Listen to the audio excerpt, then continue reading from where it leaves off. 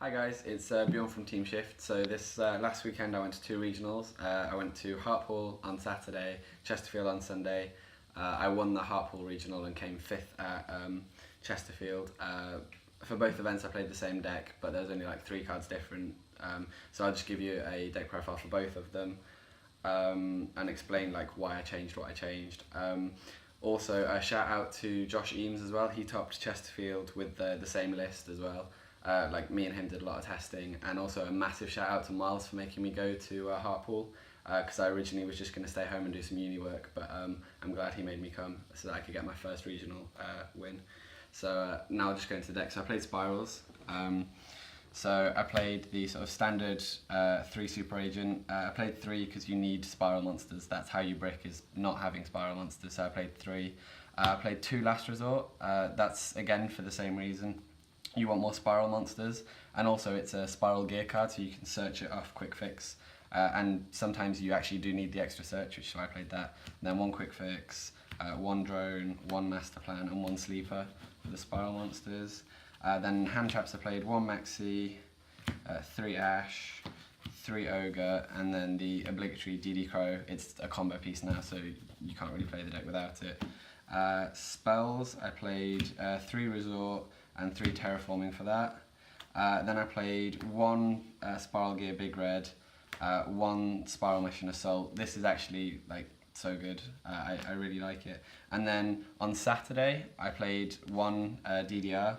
I never actually used it for the entire event, so for the Sunday I actually played a second big red instead, just because sometimes you can open some weird hands where you need a big red turn 1 and then you don't actually have another one for like turn 3, 4, whatever.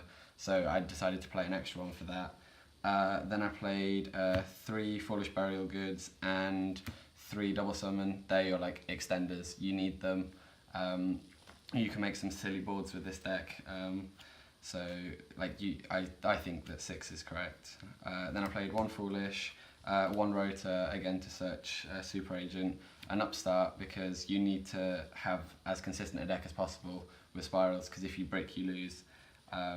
So that's why I played 39. Soul Charge, it's good, but it can be really bad sometimes with weird hands, so I'm not 100% sure how I feel on it, but I feel like you have to play it. 1 for 1 is like the best card in the entire deck. And then I played a Utility Wire and 2 Rescue as well. You need 2 Rescue for the full combo, so that's why you play 2 of those. And then in the extra deck I played 1 Baller Dragon, 2 Firewalls. You can play 1, normally I play 1, but I had space so I decided to play a second one. I don't think I actually made 2 over either event or in testing at all, but it can come up sometimes. I played 1 Gaia, 1 Decode, and 1 Trigate for the Link 3s. Trigate is actually just insane in this deck. It was my favourite Link monster the entire tournament. Sometimes I had to, so like with some really weird hands, I had to make it without it having all 3 links, just so that I could have some sort of board with Firewall. But like they were just really weird hands, and it doesn't happen very often at all, but it can happen. And then I played 3 Double Helix. That's not standard. I'd say 2 is correct, but originally I was siding Cherries and a Buster, and then I got to the event and I didn't see any ABC, so I decided to just cut the Buster, and I was trying to think on what to put in, and I didn't have any of my like extra deck cards with me, so I just asked a friend if I could borrow a Double Helix, and he gave it to me. But it did actually come up, I think, 4 times over the weekend having 3, so I actually did quite like having 3. And then 2 Proxy Dragon and an Ib. Ib's just for the protection, but she's super good when you make like the spiral board. 1 Baguska, which I actually never made, but I like having the option to make it. And then 1 Princess Sprite and 1 Recital Starling. I actually love this card. I gamed a couple people just by using its effect to boost like Decode Talker up to a huge attack, and then ramming this into their monster. They take the damage, I take the damage, then Sleeper pop their monsters, and then just attack for game with the rest of my monsters. So I actually love this card. Then in the in the side deck I played 2 Gamma Seal just for things like Masterpiece and any just obnoxious decks that make a 1 card like powerhouse monster, just to get rid of it. Then I played 3 Magical Springs.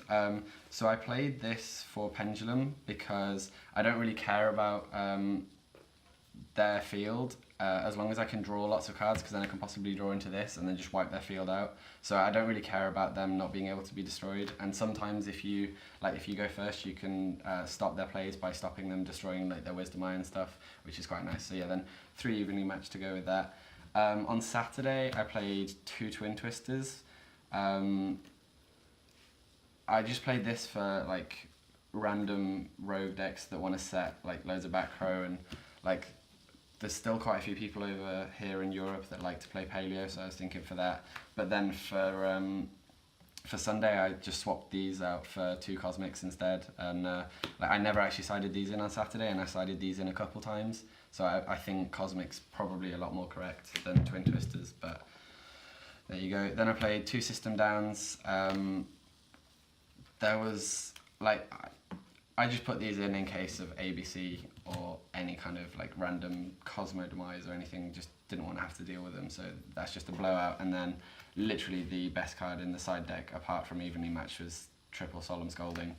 This won me like so many games going first, because if you open this, Quick Fix or Resort with either double summon, 1-for-1 or Foolish Burial Goods, like you can set up the SPYRAL board, which is Firewall, Trigate, Ib, Double Helix, Sleeper with Last Resort equipped, the field spell and a set utility wire. But instead of the utility wire, you put this down instead, and then you can, like they literally they can't break the board. It's mad. They need a severe mode or they lose. So yeah, that was the deck profile. So yeah, as I said, shout out to Eames and Khalil for doing most of the SPYRAL testing with. Shout out to Miles for making me go to Hartlepool and also for testing with me on DB. Shout out to my girlfriend Abby as well for making me go to both events. And also shout out to the sponsors as well. Also shout out to Alfie, because you chat to me all the time on Facebook and give me lots of good ideas, so thank you as well. So yeah, thanks for watching guys. Don't forget to subscribe.